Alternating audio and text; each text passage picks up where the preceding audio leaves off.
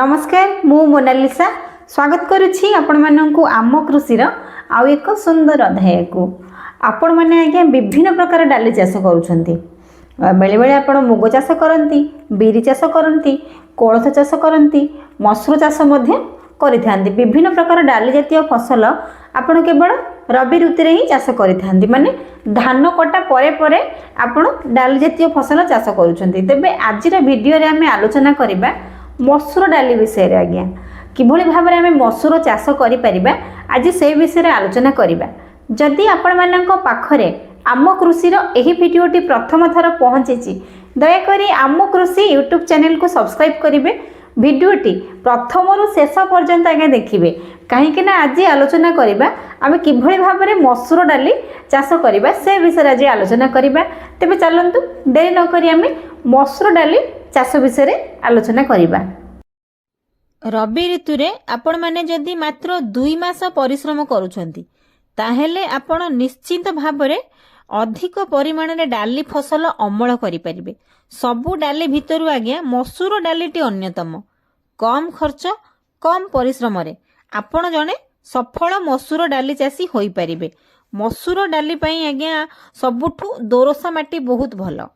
मसूर बुणीबा पूर्वरु जमी को 2-3 थर गुंड चाष करिया पई हेबो जेमिति जमी रे पानी जमी की न रहे सेफ्टी प्रति मध्ये आपन को टिके दृष्टि देवा पई पड़िबो। जमी प्रस्तुत होई गला परे एबे समय आसुची भलो मसूर बिहन बाछिबा पई।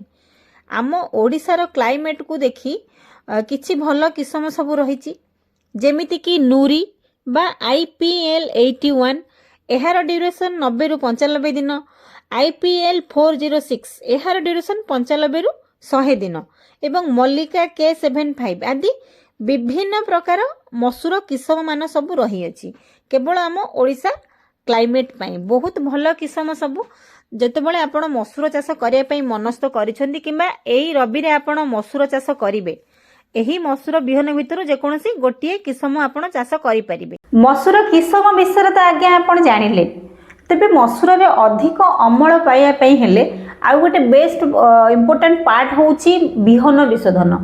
आमे बिहन विशोधन करिले अधिक अमल पाइबा सहित खर्च आज्ञा कमी जिवो।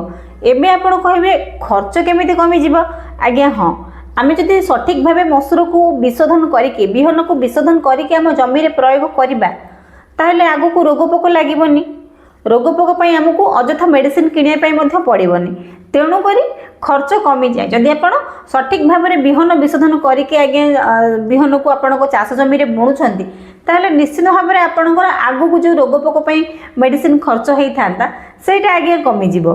प्रति 1 केजी मसूर बिहन पई आपण को आवश्यक पड़िबो 2 ग्राम कार्बेंडाजिम एवं 3 ग्राम थीराम। जदि आपण कार्बेंडाजिम रे बिहन विशोधन करिवे ताहले आपण को 2 ग्राम आवश्यक पड़िबो।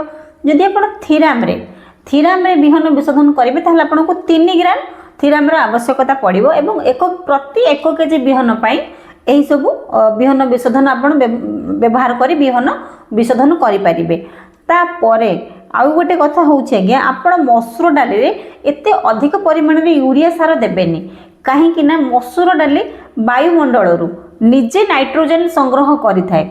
जदि आमे अधिक यूरिया सार देई देबा ताहले निश्चित भाव में रोग पोक आम मसूर चाष रे लागिबे तेणु करी हमको यूरिया सार रो मात्रा टिके कमाया पई पड़िबो। मसूर रे आज्ञा आपण यूरिया रो मात्रा टिके कम करिवे ता माने न कि यूरिया दबा नहीं दबा यूरिया आज्ञा यदि आमे एकर पिछा मसूर चाष करिबा ताहले आपण 8 केजी आज्ञा यूरिया सार देबे एवं DAP सार 35 रु 40 केजी पोटास सार आपण को आवश्यक पड़िबो 15 केजी ता छड़ा आपण सल्फर सार मध्ये सेथिरे व्यवहार करि परिबे 5 रु 8 केजी प्रति एकर पिछा एही सब सार को मिक्स करिकि जेतेबेले आमे शेष चाष करिबा सेही समय रे एही सब सार को मिक्स करिकि आमे हम जमी रे प्रयोग करिबा।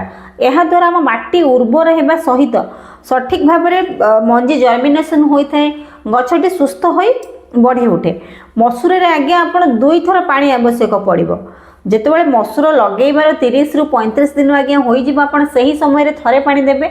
ता परे जेतेबेले मसूर लगेइबार 70 रु 75 दिन आज्ञा हबो सही समय रे आउ थरे पानी देबे। जदि आमे सठिक भाव में मसूर जत्न नहीं पारिबा सठिक भाव में मसूर चाष करिले सेथिरे घासर परिचालना करिबा ରୋଗ ପୋକର ପରିଚାଳନା କରିବା ଏବଂ ବିହନ ବିଶୋଧନ କରି ଆମେ ମସୁର ବୁଣିବା।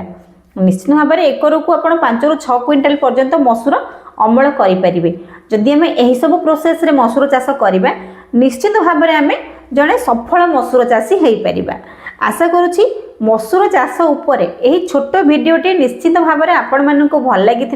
भिडटी किपर लगे कमेंट माध्यम जनइबे। रही नमस्कार, मु मोनालिसा। देखा हम आपण मानक सहित आम कृषि आउ एक सुंदर अध्याय।